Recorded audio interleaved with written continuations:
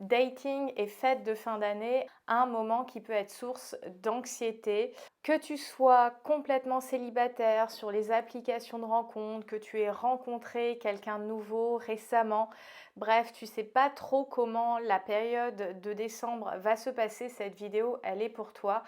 Effectivement, la période des fêtes, bien que ça soit supposé être un moment de joie, de convivialité, ce n'est pas le cas pour tout le monde. Les fêtes, ça peut être un moment un peu trigger, que tu t'entendes bien ou pas avec ta famille, parce que si tu t'entends bien, on peut te poser des questions sur ta vie sentimentale et que ça peut te renvoyer à un sentiment de solitude ou d'être un peu à la traîne par rapport peut-être à d'autres personnes de ta famille. Et ou alors, si tu ne t'entends pas hyper bien avec ta famille ou que tu n'apprécies pas spécialement cette période de l'année, ça peut être voilà, émotionnellement chargé, ça peut être source de frustration, de déception, de tristesse, de colère. Bref, c'est un moment émotionnel chargé pour tout le monde, quelle que soit ta situation. Donc, c'est important de reconnaître et de laisser de l'espace à ces émotions. Donc, naviguer dans les relations, dans le dating, à ce moment-là, ça peut être touchy. Donc, dans ce contexte-là, qu'est-ce qu'il est important de comprendre dans cette période des fêtes? Les agendas sont extrêmement remplis. C'est-à-dire que professionnellement, il peut y avoir plein de tâches à finaliser et en même temps peut-être des événements dans ta boîte. C'est aussi le moment où il peut y avoir des dîners entre amis pour fêter un peu Noël, des Secret Santa. Il y a aussi tous les moments familiaux autour des fêtes avec peut-être aussi des déplacements. Donc les personnes ne sont pas géographiquement à leur endroit habituel. Donc tout ça fait que ça peut être difficile de trouver de la disponibilité pour la personne qu'on vient de rencontrer ou tout simplement pour dater. Le premier, et je ne le répéterai jamais assez, c'est communiquer sur vos attentes respectives. Ça va permettre d'amener de la clarté, de la transparence et aussi de la réassurance que d'évoquer comment vont se passer vos fêtes d'un point de vue individuel et est-ce qu'on intègre des temps collectifs, c'est-à-dire tous les deux, même s'il y a un emploi du temps chargé, comment on peut trouver des espaces qu'on puisse partager, que ça soit autour de s'inviter mutuellement sur un petit truc traditionnel qu'on aime faire au moment des fêtes. Par exemple, il y a quelque chose que j'aime beaucoup à faire sur Paris, c'est aller voir les décors des grands magasins, etc. Bon, en date, ce serait une activité qui serait quelque chose que je proposerais parce que c'est une de mes traditions. Je l'ai fait avec des amis et c'est une tradition que je me verrais totalement partager avec quelqu'un. Donc, partagez vos plans, vos émotions sur cette période de l'année, vos traditions, qu'est-ce qui est prévu pour éviter qu'il y ait cette angoisse de est-ce que je vais être oppressant, oppressante, est-ce que si j'ai pas de nouvelles pendant 3 jours c'est normal, enfin bref, pensez à ce qui va amener de la clarté dans la relation et dans les intentions. Et dans cette prolongation de la communication, c'est de poser un certain cadre, certaines limites, c'est-à-dire que voilà, si c'est une relation naissante, parfois on serait tenté de dire oui à plein de choses, à participer à plein d'événements collectifs, etc. Et peut-être que dans les prémices de votre relation, ça peut être trop. Donc dans ce cas-là, ça va être important de poser des limites et puis même d'un point de vue individuel, même si on apprécie la personne qu'on est en train de rencontrer, avec laquelle on fait connaissance, ça peut être trop intense émotionnellement que de l'inclure tout de suite dans tous ces espaces de l'intime. Donc en fait, dans le processus de rencontrer quelqu'un, c'est toi, tu es le point central et autour de toi, tu as différents niveaux de cercles plus ou moins rapprochés. Et cette personne que tu rencontres, au début, elle est à l'extérieur des cercles, après elle rentre dans un cercle, elle se rapproche, jusqu'à potentiellement arriver sur un des cercles les plus proches de toi. Mais ça peut se faire qu'au fur et à mesure du temps. Et même si là, on est dans cette période festive qui est un peu une opportunité, une invitation, voire des fois une pression à intégrer tout de suite cette personne dans ces espaces-là, l'important c'est de s'écouter, de pouvoir poser ses limites et de voir avec quoi je suis confortable, l'autre personne est confortable et ce dans quoi nous sommes confortables en termes de couple ou de début de relation. Ce qui va aussi aider dans cette navigation au moment des fêtes, c'est de planifier des temps non négociables. C'est-à-dire que oui, on a un emploi du temps full avec plein de choses à faire, mais je pense que c'est important d'identifier des moments où on va investir ce lien dans le cas où on a envie de l'investir. Si effectivement vous êtes rencontrés mais qu'il n'y a pas forcément plus envie d'aller loin, forcément ça va peut-être s'étioler au moment des fêtes, c'est triste, c'est décevant, mais c'est aussi les process de rencontre. Mais dans le cas où il y aurait cette envie, mais en même temps ces plans qui s'enchaînent, c'est d'établir des points de rencontre non négociables. C'est-à-dire que c'est planifié et on les honore, non pas par obligation, mais pour créer de l'espace aussi pour cette personne.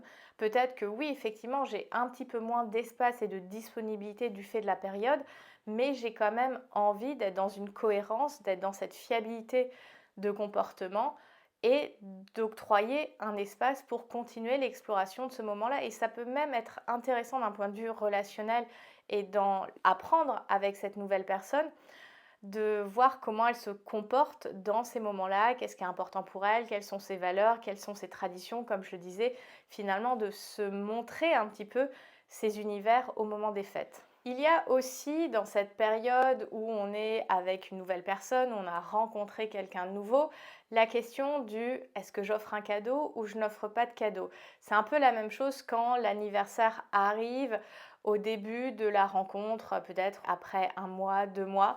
Ça peut être un petit peu trop engageant émotionnellement, le fait de faire un cadeau. Ça me fait penser à cette scène dans Gossip Girl où Serena, elle achète sur le coup une montre de luxe à Dan. Dan, bon déjà, c'est pas du tout dans ses moyens. Et finalement, ils en décident autour d'un café, d'un budget maximum et d'une deadline pour s'offrir un cadeau. Personnellement, je trouve qu'on met beaucoup d'emphase sur l'objet, le cadeau. Et je trouve que ce qui est intéressant, c'est tout ce qui va être petites attentions. C'est-à-dire qu'on n'est pas forcément obligé d'aller jusqu'au cadeau dans le sens traditionnel du terme, mais est-ce qu'on peut avoir un petit clin d'œil, une petite attention, en tout cas si il y a vraiment la volonté de faire plaisir et que ça nous fait plaisir d'offrir quelque chose, finalement de penser cette idée de cadeau peut-être en fonction des langages de l'amour, donc le cadeau, les paroles valorisantes, le temps de qualité passé ensemble, l'aspect tactile et les services rendus. Peut-être que ce qui serait vu comme un cadeau, c'est le fait d'accompagner cette personne à faire ses cadeaux de Noël. Ce qui va être aussi important, c'est de respecter les traditions de chacun et potentiellement en créer une ou des nouvelles. C'est-à-dire que la période des fêtes, comme c'est souvent un moment familial ou pas, mais que chaque personne peut avoir des traditions. Par exemple, moi je sais que j'ai une amie qui fuit toujours la métropole pendant les fêtes de fin d'année pour aller au soleil. C'est une tradition qu'elle a depuis plusieurs années. Ça fait partie de comment s'organise son année. Il y a des personnes, bon bah ça va être 15 jours en famille. Bref, il va y avoir des traditions. Voilà, mais c'est d'honorer ces traditions et pourquoi pas en créer une nouvelle avec cette personne. C'est-à-dire que on va se faire une balade sur les marchés de Noël. Ça ne veut pas dire qu'on est fan des marchés de Noël, mais est-ce que c'est le prétexte d'aller faire cette balade et de passer un moment qualitatif ensemble? Est-ce que c'est le fait de cuisiner des sablés de Noël qu'on va offrir à nos familles respectives? Voilà, donc c'est de trouver des idées qui peuvent vous rapprocher et vous faire passer du temps ensemble. Ce qui va être aussi important, c'est de rester assez ancré parce que du fait de la pop culture, du fait de ce qu'on peut voir dans les séries et les téléfilms de Noël, il y a toujours ce côté miracle, magie. Je ne dis pas que ça ne peut pas arriver dans la réalité, parce que souvent la réalité dépasse la fiction, mais ça nous amène à romantiser beaucoup plus nos relations, nos rencontres, sous prétexte que ça arrive pendant la période des fêtes, et ça peut nous faire passer à côté de réalités, de choses vraiment qui vont être sous notre nez, et ça va être important de prendre aussi un peu de recul, de rester ancré et de se baser sur ce que j'ai à voir et pas des suppositions ou des attentes hors normes sous prétexte que ce sont les fêtes de fin d'année. Ce qui va aussi beaucoup aider à naviguer dans cette période-là, c'est de prendre du temps pour soi. Parce que dans ce speed des fêtes de fin d'année, on a tendance, comme je disais, à avoir un agenda bien rempli, à vouloir faire plaisir, à dire oui à beaucoup de choses.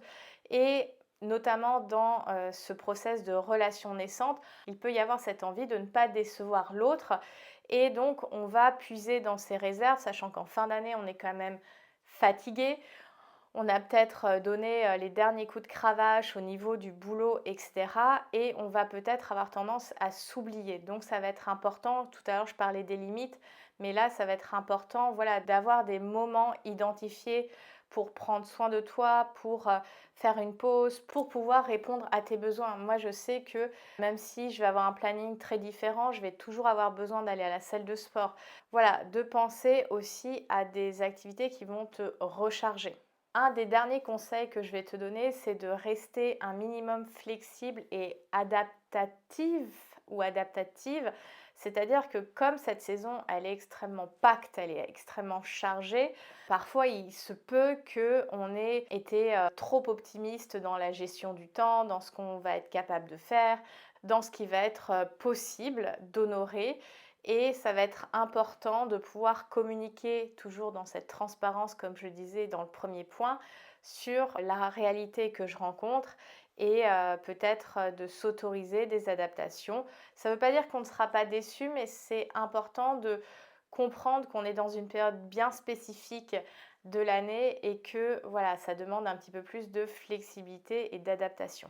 Le point de conclusion que je veux partager dans cette vidéo, c'est dans le cas où tu as rencontré quelqu'un récemment ou ces derniers mois, qui a un petit peu tout ce questionnement autour des fêtes, ça va être très important d'être dans une clarté d'intention. Bien sûr que c'est la cuffing season, la saison des menottes, ou alors il y a un nouveau concept, et je pourrais vous en parler dans une autre vidéo, slangers, qui est plutôt de ne pas rompre avec quelqu'un même si je ne suis pas attirée romantiquement par cette personne sous prétexte que je ne veux pas être seule. Enfin bref, le but c'est de rester dans une authenticité dans la rencontre, une authenticité dans le lien. Donc le but c'est effectivement d'être dans une communication claire. S'il y a des questionnements, qu'il y ait un espace qui puisse être créé safe et bienveillant pour échanger, pour rassurer ou peut-être mettre les choses au clair sur comment vous voyez la rencontre et la relation dans ce moment-là. Évidemment, on ne prend jamais les choses personnellement parce que ce n'est jamais personnel. C'est toujours une histoire de où est-ce qu'on en est dans le niveau de la rencontre, le premier étant l'attirance, l'autre l'attention qu'on se donne, le troisième l'intention, c'est-à-dire plus l'engagement, et puis le quatrième niveau, ça va être le niveau de compatibilité. Donc j'espère que cette vidéo, peut-être un petit peu plus longue que d'habitude, te permettra de mieux naviguer cette période des fêtes, d'y voir plus clair et surtout de gagner en confiance et réassurance. Évidemment, si tu as des questions plus spécifiques par rapport à des points que j'ai abordés, n'hésite pas à les poser et je pourrai y répondre dans d'autres contenus. Pour les personnes qui sont restées jusqu'à la fin, je souhaite vous faire un petit cadeau parce qu'on est de plus en plus nombreuses et nombreuses sur la chaîne âme fauve. Alors à l'occasion, j'ai envie de vous offrir un petit accessoire intime, le Panda Pocket de chez Satisfyer, qui est un stimulateur clitoridien à air pulse, donc sans contact, parfait pour les clitoris les plus sensibles et puis pour tous les clitoris.